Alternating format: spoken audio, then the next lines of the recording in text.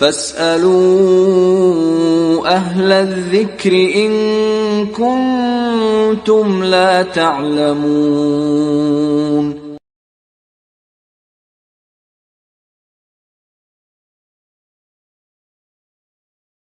خطبہ کے مسائل میں سے عام مسئلہ کیا ہے؟ کسی بھی واقعے کو لینا، اس واقعے کو ناول کے انداز میں، ڈرامے کی انداز میں لوگوں کے سامنے بڑے عجیب و غریب طریقے سے لے کر آنا۔ ایک خطیب کا خطاب میں نے سنا، اسٹیج پر ایسے پیر رکھ کے بیٹھتے ہیں، سمجھے؟ بیٹھ کر خطاب کر رہے ہیں۔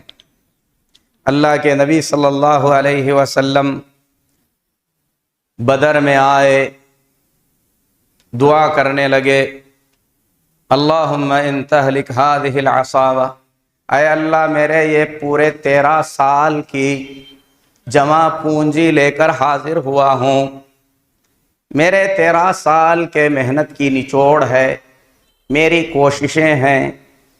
اب اسی میں 15 منٹ کب کہا نبی صلی اللہ علیہ وسلم نے یہ سب؟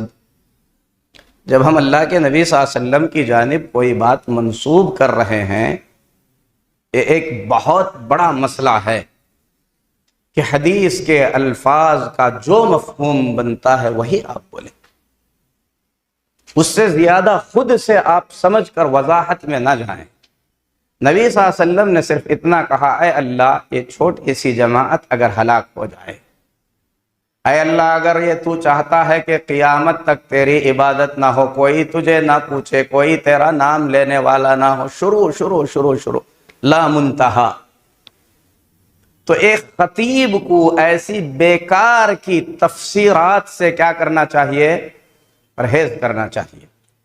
اور ایسا کرنے کی ضرورت خطیب کو اس وقت پڑتی ہے جب اسے 40 منٹ کا خطبہ دینا ہی ہے، اس نے پڑھا نہیں ہے، اس کے پاس کلام سلف میں سے کچھ بھی اس کے ذہن میں نہیں ہے، قرآن کی آیتوں کے معانی یاد نہیں ہیں، احادیث مطہرہ پر اسے عبور نہیں ہے، تو یہی سب مرچی مسالہ لگے گا۔ تو یہ اپنے عیب کو چھپانے کے لیے، اپنے علم کی قلت کو چھپانے کے لیے ممبر پر کھڑے ہو کر لوگوں کا وقت ضائع کرنے کے ساتھ ساتھ من مانی تفسیرات کرنا یقیناً لوگوں کو گمراہ کرنے کے مترادف ہے۔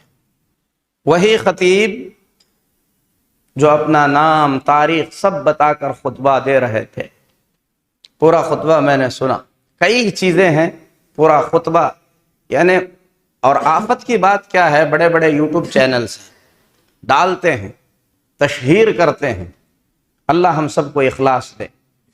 خیر پھیلانا بہت ضروری ہے، لیکن شیخ نے ایک نقطہ بیان کیا اس سے پہلے بھی، خود پسندی، اعجاب بالنفس، خود کی تعریف پسند کرنا، لوگوں کے منہ سے تعریف نکلنا، تعریف پر خوش ہونا، تعریف پر اپنی کمیوں کو تلاش کرنا، اس میں فرق ہے، اسے ہم محسوس کریں، اخلاص پیدا کریں۔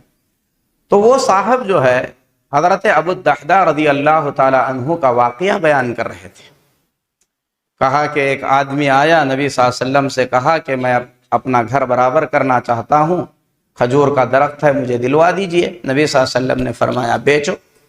کہا کہ نہیں بیچوں گا۔ کہا کہ ٹھیک ہے دے دو، اس کے بدلے میں جنت میں تمہیں ایک درخت ملے گا۔ حدیث کے الفاظ کیا ہیں؟ فَأَبَا، انہوں نے انکار کیا۔ اب یہ شخص تعبیر کیا کر رہے ہیں؟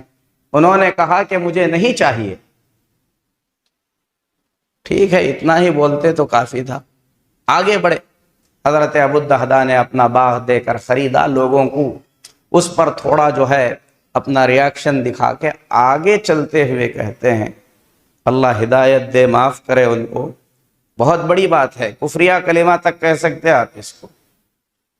اس آدمی کے دل میں ایمان نہیں تھا، وہ بے ایمان تھا، دینے سے انکار کیا۔ اللہ اکبر۔ جلیل القدر صحابی ہیں وہ جنہوں نے دینے سے انکار کیا۔ لبابہ بن منذر رضی اللہ تعالیٰ عنہ، کیوں دینے سے انکار کیا؟ واقعے کے پیچھے کے کچھ بیک گراؤنڈز ہیں۔ جس نے درخت مانگا ان کے بیچ کچھ مسئلہ ہو گیا تھا۔ ظاہر سی بات ہے، جب کچھ مسئلہ ہو تو آدمی اپنا حق چھوڑنے میں اختیار رکھتا ہے، انہوں نے وہی کیا۔ لیکن لوگوں کو آپ جو ہے اپنی طرف مائل کرنے کے لیے، ایک صحابی رسول صلی اللہ علیہ وسلم کے بارے میں بے ایمان تھا، ایمان نہیں تھا، ایسی جرأتیں ویسے ہی لوگ کر سکتے ہیں جن کا گھڑا خالی ہے اور خالی گھڑے میں آواز زیادہ ہوتی ہے۔ دوران گفتگو اگر میں نے کوئی ایسی بات کہی خطابت کو لے کر جو کسی میں ہو اور اسے ٹھیس پہنچی ہے تو یہ سمجھ کر درگزر کر دیں کہ اس کا مقصود آپ کو ٹھیس پہنچانا نہیں ہے۔ ان اريد الا الاصلاح، ہم صرف اصلاح چاہتے ہیں۔ اللہ ہم سب کو مصلح بنائے، ہماری اصلاح کرے، ہم سب سے اللہ امت کو فائدہ پہنچائے۔ آمین۔ صلی اللہ علی نبینا محمد وعلی آلہ وصحبہ اجمعین۔